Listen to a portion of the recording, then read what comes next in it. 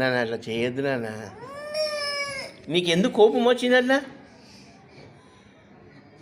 నానమ్మ ఏమన్నా నిన్ను చూసి? నానమ్మ తిట్టిందా? ఏమన్నది?